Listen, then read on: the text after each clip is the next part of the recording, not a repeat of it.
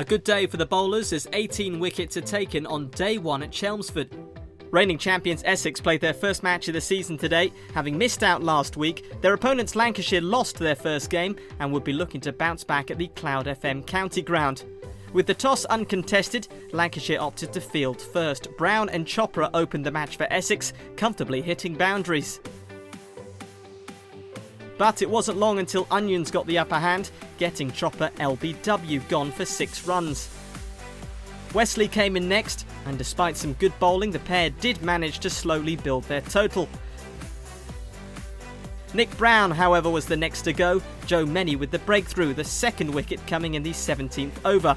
Just 2 overs later, Wesley was sent packing, this time courtesy of a Tom Bailey delivery, the batsman edging behind to first slip. Essex 3 down in the opening 90 minutes. Ravi Bapara and Dan Lawrence were now at the crease, but the 4th wicket fell in the 28th over. This time it was Ravi Bapara who edged to third slip, courtesy of a Jordan Clark delivery. So at lunch, Lancashire would have been pretty happy with their morning session. The score 65 for 4, an accomplished bowling performance against the defending champions. They would have been looking to carry this on going into the afternoon. And they did just that. 4 balls into the resumption, Essex lost another wicket. Lawrence the man to go after a marvellous catch by Keaton Jennings. Essex's difficulty continued as just 4 overs later, the wicket of James Foster fell. The batsman edging behind to Alex Davies. Graham Onions picking up his 2nd wicket of the match. The score at this stage, 85 for 6. Tough times for Essex as they lost another man in quick succession. Some great bowling from Lancashire saw new man Walter sent packing for 7 runs. And the wickets kept tumbling at Chelmsford. Skipper Tenduscarter caught LBW to Joe Many. The score at this point, 105 for 8. 3 overs later, Essex lost another wicket as Simon Harmer's miscue resulted in an edge. The delivery coming from Bailey. It was all going Lancashire's way at this stage. Peter Siddle and Jamie Porter were now at the crease and frustrated Lancashire. Siddle hit a couple of handsome 6s amongst other boundaries, with Porter also contributing well. The home side had 1 wicket remaining. The innings came to an end at the 50 over mark. Siddle sold his partner short. Jamie Porter was comfortably run out. Essex finishing their innings on 150 all out. An early tea was called at Chelmsford. A great bowling display from Lancashire earned them some early wickets in quick succession. They were, however, frustrated by the last wicket partnership of Siddle and Porter. They added 37 runs, leaving a much more respectable score for the champions.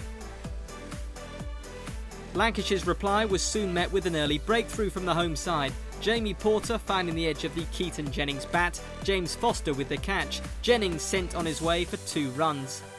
And Jamie Porter was then in the wickets again. Alex Davies this time mistiming a drive to mid-off into the hands of Tenduscarter to give the bowler a 2nd early wicket. After just 9 overs, Essex claimed their 3rd victim. This time it was Haseeb Hameed getting a fine outside edge that went through to the gloves of James Foster. The score 19 for 3. Runs then started to come slightly easier for Lancashire. Livingston and Villas tried their best to get something started for the 4th wicket. Livingston, however, shortly fell victim to a Simon Harmer delivery. The ball caught at short leg, the batsman dismissed for 33. And then there was another wicket in identical fashion. Dane Villas this time caught out again by captain Tenduscarter. The score 86 for 5. They found their next wicket an over later. Chanderpaul sent packing for 8 runs. Jamie Porter picking up his 4th wicket of the innings. Clark and Bailey then batted well, taking Lancashire past the 100 mark. But it was not long before Tom Bailey was caught out of position and stumped by Foster. Harmer producing some nice turn from his delivery. Clark continued with new partner Many, and the pair batted sensibly as stumps approached. Essex kept applying the pressure though, and right at the end of play, Harmer took his 4th wicket. Many caught by Bapara for 12. Stumps were called and Lancashire finished on 141 for 8, 9 runs shy of Essex's 1st innings total. A day dominated by the bowlers then, and Lancashire will look to get as big a lead as possible when Clark returns to the middle with Parkinson on day 2.